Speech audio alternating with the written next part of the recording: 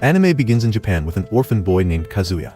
He was on his way to a convenience store to get a meal for himself when he saw a thug who was about to attack two girls. So he jumped in to save them, and in the process, he got stabbed by the thug and died. But at least he was happy he saved the two girls behind him. With that, he opened his eyes in a whole new world as a 3-year-old boy named Cain. Naturally, Cain freaked out seeing himself as a whole new person, and his mother Sylvia thought it was a normal reaction since Cain was unconscious for a week. That's why they left to bring some soup for him. So, in some alone time, Cain at least got the gist of the situation, that he had been reincarnated after saving those girls. While checking himself out, Sylvia came in and thought Cain needed a nappy change. After that, he got many answers out of Sylvia. He's the son of Graham and Sarah, and he has a 2-year-old sister, Rain. Sarah is Graham's second wife, and from his first wife, he has 2 sons, making Cain the 3rd son of a high-ranking noble. Graham is a Margrave who oversees the south of the kingdom and defends against monsters with adventurers. Cain got excited hearing all about magic and such, but he was still too young to try it out. For the time being, Cain showed his ability to study and asked for some books about magic. However, they still disapproved because a person must be baptized at the age of 5 to use magic, though Cain had already learned the basic spell. After that, he began to learn more about the kingdom's history and how it was founded by the first king named Yuya, a Japanese name, and how all sorts of fantasy beings exist in this world. 2 years flew by in a flash, and now Cain was on his way to the church to be baptized. After baptism, everyone gets a status window, and Rain showed Cain how it looks. There was a title Cain saw on Rain's status, which she quickly hid. Then they came to church for the blessings, and just as Cain took a knee, all the statues began to shine, and Cain woke up in front of all 7 gods. The god of reincarnation told him that it wasn't necessary to stop that thug. He could have fallen down, and the thug would have been subdued by the people. So, in simple words, Cain died a meaningless death. But because it was a good deed, the god of earth asked her to reincarnate Cain here. Cain liked his new life with his family, so seeing that, all the gods, one by one, gave their blessings to Cain. Afterward, Graham wanted to take a look at Cain's status, but Cain made up an excuse that he had a stomachache and ran off to see his status privately. He saw his level. Normally, level 5 is the highest, and Cain was at level 10, not to mention the blessings of 7 gods and the title of God's chosen.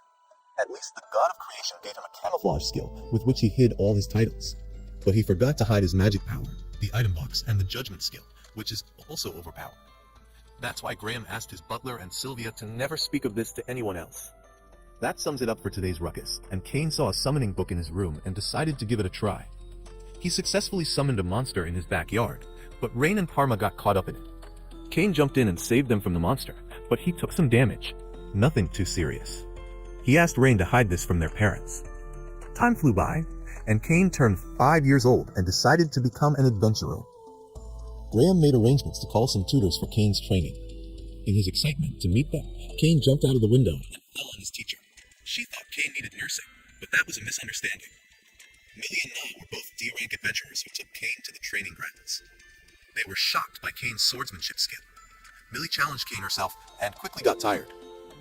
Then he showed his magic power, which shocked them even more.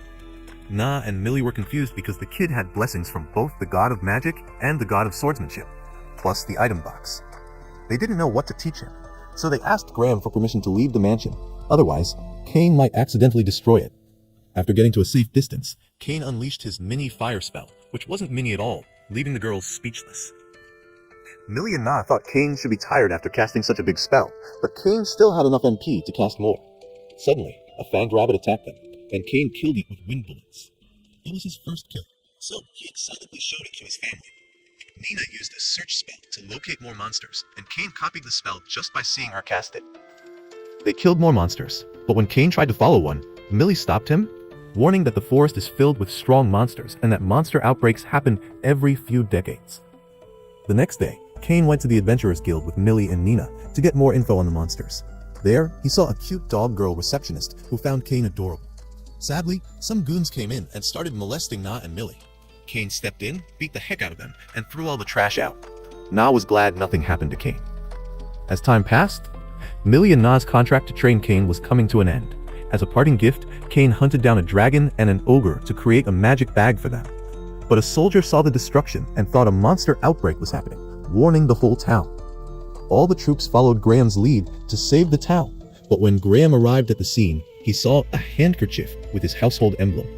On the last day of training, Cain gave Millie and Na the magic bag they had always wanted, which could fit an entire mansion, making it a national-level treasure.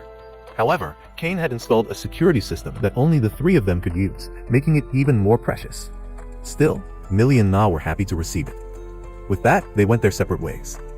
Later that day, Graham scolded Cain for a good hour and a half after discovering Cain was responsible for the destruction in the monster forest. Cain continued adventuring and even hunted down a red dragon. Now that he had turned 10, Cain was on his way to the royal capital to make his debut in noble society. Through search magic, he sensed a large group of monsters attacking people. Graham sent his men ahead, but Cain arrived first and saw at least 50 monsters killing knights. Cain saved them all, but the knights were wary of him. Cain introduced himself as the son of Graham, and Graham's knights arrived to confirm his identity. Cain healed the surviving knights and stored the bodies of the fallen. When Graham arrived, he saw the carriage had the emblem of Duke Santana. Inside was the Duke's daughter, Miss Silk, and the King's daughter, Princess Tellys, both beauties. They were still scared, so Cain used a relaxing spell to calm them. Impressed by Cain, both girls started fawning over him and fighting for his attention. Confidently, both girls were also on their way to their debut and dragged Cain to ride with them. Both sat close to Cain and didn't let him sit elsewhere. They asked him to call them by their first names, and they wouldn't take no for an answer, so Cain had to agree. They stopped at an inn to spend the night, but Silk and Tellys didn't want to be separated from Cain. Graham tried to explain it was inappropriate for a boy to stay with two girls, but the girls insisted they were still scared after witnessing the earlier attack. Cain had to give in and stay with them in their room. Silk and Tellys joined their bed with Cain's to sleep side by side. It was a good situation for a newcomer like Cain, but it made him anxious, so he stayed up all night while they cuddled him. The next day, they arrived at the capital safely, but the girls still didn't want to be separated from Cain. In front of the vice-captain of the Royal Knights Order, Diam von Gazard, Cain was thanked for saving Silk and Tellys as well as for bringing the fallen knights back. Cain was about to leave, but Diam stopped him because Cain still had to meet the king. Cain went to the royal court, where the king heard that Cain had defeated 50 orcs to save Silk and Tellys, and also brought back the bodies of the fallen knights. For his bravery, the king granted Cain the title of Baron, 10 platinum coins, and his own mansion. Naturally, some objected to giving a 10-year-old the title of Baron, but the king silenced them. Afterward, the king called Cain and Graham to the parlor for a private talk. Duke Eric once again thanked Cain for saving Silk and Tellys. Then, both fathers offered their daughters' hands in marriage to Cain. Surprised, Cain was reminded by the king of everything that had happened. If word got out that Silk and Tellys had slept with Cain, no one would marry them. That's why they wanted Cain to take responsibility. With no way out, Cain accepted the engagement with both Silk and Tellys. Both girls were happy, and they began recalling what had happened that night. Until then, take care.